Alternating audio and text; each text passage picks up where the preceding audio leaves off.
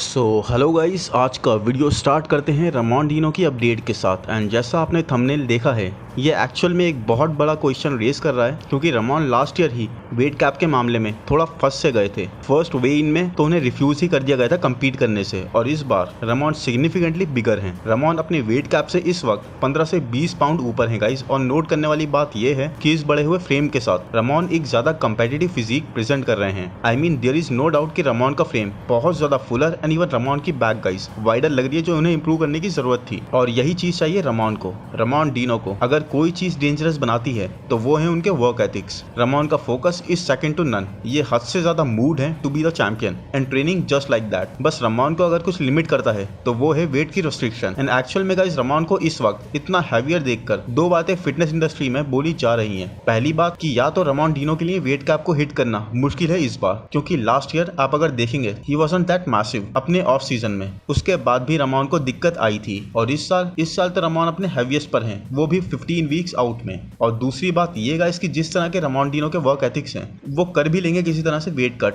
But अगर करा तो इट विल बी लाइक अपनी सारी प्रोग्रेस को लूज कर देना, अपनी उस एज को लूज करके स्टेज पर आना। एंड क्रिस, आपको पता है गाइस, उस सिचुएशन में रामोन को मौका नहीं देने वाले, क्योंकि क्रिस को हराने के लिए you don't only need to be at your best, उसके बाद भी आपकी फिजिक मूड होनी चाहिए। That is what it is going to take. तो क्या रामोन को मूव हो जाना चाहिए ओपन में? That is an interesting question and I believe guys yes. देखो, जब तक क्रिस हैं और ये वेट कैप है, तब तक तो it is next to impossible कि रामोन क्लासिक डिवीजन का टाइटल जीत पाए। बट इस एस्थेटिक शेप के साथ अगर रामोन अपने इस फ्रेम को रेस्ट्रिक्ट नहीं करना चाहते, जो ग्रो करना चाहता है, तो open is the way to go for Ramon. इसलिए नहीं कि आप ओपन में टाइटल जीत जाओगे, नहीं गाइस, बात ये नहीं है, बल्कि इसलिए क्योंकि ओपन में एटलीस्ट आपको जो ये फ्रेम इतना अच्छे से मसल मास ऐड कर रहा है एंड फिर भी इतना एस्थेटिक लग रहा है, एक अलग शेप दे रहा है आपको, इसको इस तरह से ड्रास्टिकली वेट कट करके अपनी प्रोग्रेस सैक्रिफाइस नहीं करनी चाहिए रामोन डिनो को। नेक्स्ट अपडेट है टेरेंस रफिन की, जो आई बिलीव दुबई प्रो में कम्पीट करने वाले हैं, जो कि है सितंबर में। सो लास्ट ईयर की परफॉर्मेंस के बाद टेरेंस भी सिर्फ और सिर्फ अपना फोकस अपनी ट्रेनिंग और इंप्रूवमेंट्स पर कर रहे थे।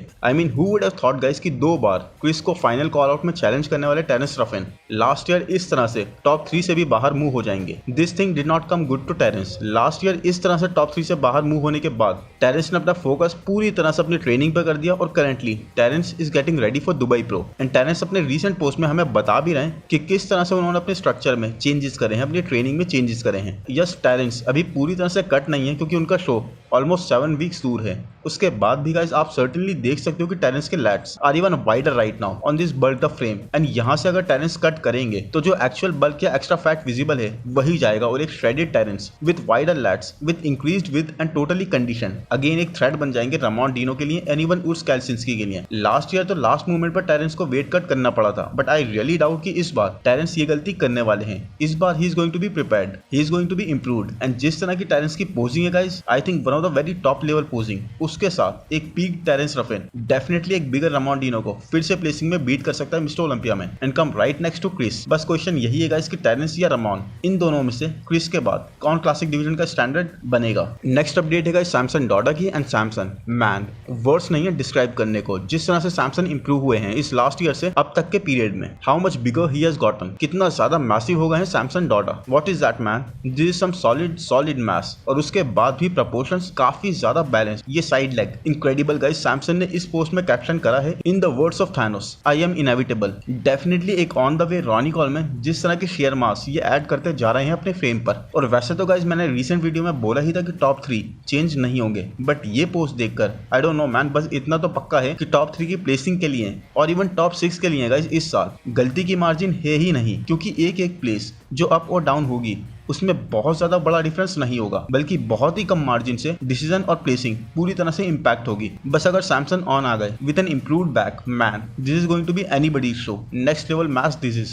और गाइस नेक्स्ट अपडेट है राहुल फिटनेस की, जो अब इस मंडे से प्रेप स्टार्ट करने वाले हैं, और राहुल का प्लान है कि वो बैक टू बैक 3 से 4 शोज खेलने वाले हैं यूरोप में। तो इस बारे में डिटेल में बात करते हैं। तो फर्स्ट थिंग इज, जो सबसे अच्छी बात है गाइस कि अब हमें regular workout videos and you know gym में dedication with a purpose show हो रहा है राहुल के साथ। दूसरी अच्छी बात यह है कि राहुल हर दूसरे इंडियन एथलीट की तरह साल में सिर्फ एक शो का प्लान करके नहीं बैठ रहे, बल्कि इस बार he is preparing for more. एक माइंडसेट जो चाहिए वो हमें दिख रहा है राहुल में अब। और यहाँ राहुल ने इस रिसेंट वीडियो में लोगों के फीडबैक पर वर्क करने की भी बात करी और ये भी बताया कि उनके अपर चेस्ट को लेकर जो लोग बोलते रहते हैं, क्रिटिसाइज करते रहते हैं कि वो एक लैगिंग बॉडी पार्ट है, तो ऐसा इसलिए है गाइस क्योंकि जो इंजरी हुई थी उन्हें उसके बाद से ही चेस्ट ट्रेन करने में काफी पेन होने लगता है राहुल को। तो अगर इंजरी नहीं होती तो ये चीज एक अलग तरह से दिखती, क्योंकि अभी तो राहुल उस तरह से अपने चेस्ट को ट्रेन ही नहीं कर सकते, विच इज अंडरस्टैंडेबल। बट उसके बाद भी गाइस राहुल अपने ट्रेनिंग के तरीके थोड़े चेंज करके ट्राई कर रहे हैं to make improvements in the upper chest. उसके अलावा राहुल आर्म्स भी बहुत रियरली ट्रेन कर रहे हैं। उसके बाद भी गाइस इनके बाइसेप्स और ट्राइसेप्स इस तरह से किक इन करते हैं। बाइसेप्स का डाला था वो सिर्फ मैंने आप लोगों के लिए शूट किया था।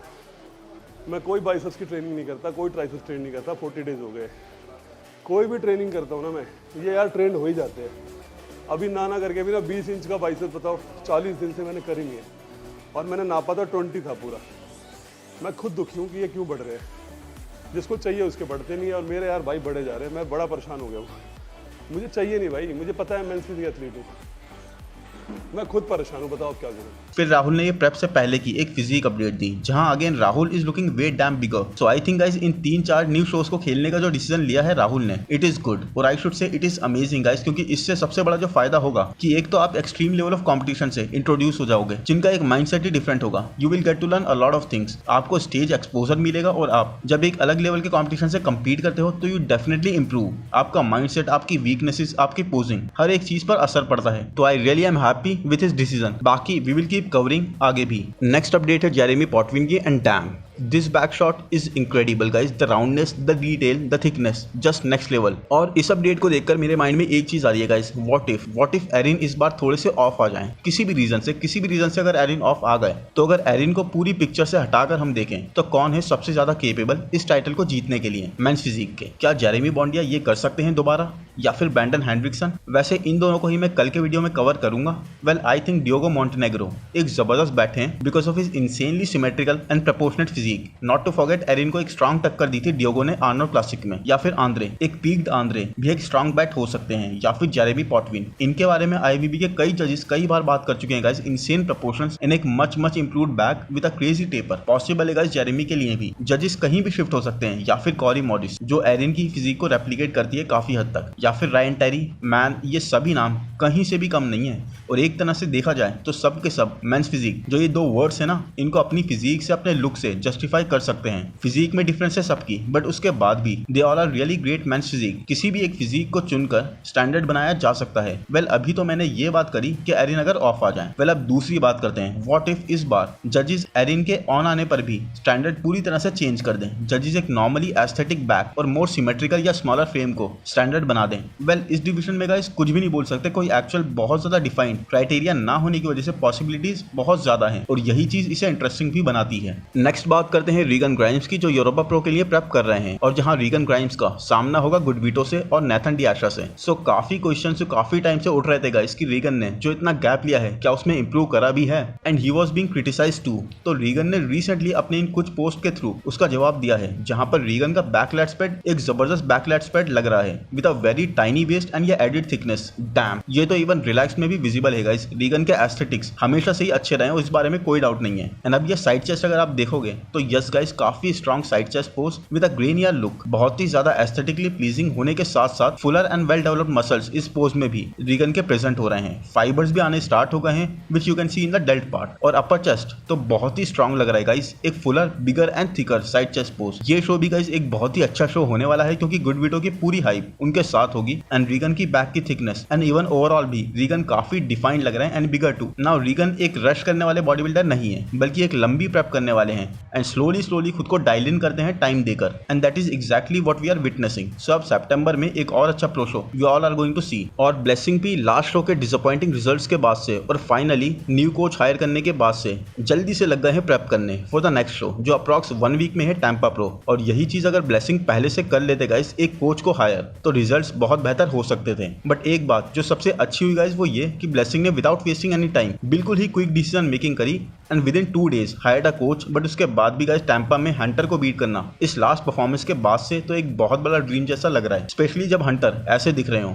डैम, इस साल हमने स्टार्ट से ही हंटर को वैक्यूम प्रैक्टिस करते हुए देखा था, राइट? मैंने बात करी थी इस बारे में भी, और अब the practice is paying off and काफी vascular with a great set of lats, tiny waist and vacuum. Yes guys, vacuum के साथ Hunter is looking way improved. ये देखिए क्रिसमस ट्री एंड बैम, ये एक स्ट्रॉन्गर रियर डबल बाइसेप्स है, जबरदस्त tapered and detailed. Hunter के बैक पोजेस ट्रिमेंडसली इंप्रूव्ड हुए हैं and it is clear guys कि हंटर एक्चुअल में तो ब्लेसिंग के लिए या फिर टैंपा प्रो के किसी कंपेटिटर के लिए भी तैयार नहीं हो रहे हैं, बल्कि एंड्रू चैट के लिए प्रिपेयर कर रहे हैं जो टेक्सास प्रो में आने वाले हैं। And yes, I still feel कि एंड्रू फिर भी जीतने के हंटर से ज्यादा चांसेस रखते हैं because of his superior structure. But अगर हंटर ने ये एक one of the most difficult things कर ली 1-on-1 फाइट में, और अगर हंटर ने बीट कर दिया एंड्रू चैट को, तो जो मोमेंटम और कॉन्फिडेंस लेवल हंटर गेन कर लेंगे that is going to be insane. Now हम देखते हैं टोनियो बर्टन की अपडेट जो 14 वीक्स आउट में भी इंसेनली डायल्ड इन डिटेल लग रहे हैं। रिसेंटली ही टोनियो ने भी कोच चेंज करा था एंड एक्चुअल में गाइस टोनियो सिर्फ और सिर्फ साइज रिक्वायर करते हैं, नहीं तो लुक एट द पैकेज, कितना ज्यादा राउंड और वेल प्रोपोर्शनेट लगने लगा है। ये बैक पोस्ट कितनी डिटेल्ड और 3D राउंडनेस प्रेजेंट कर रहा है, really really impressive guys. And अभी भी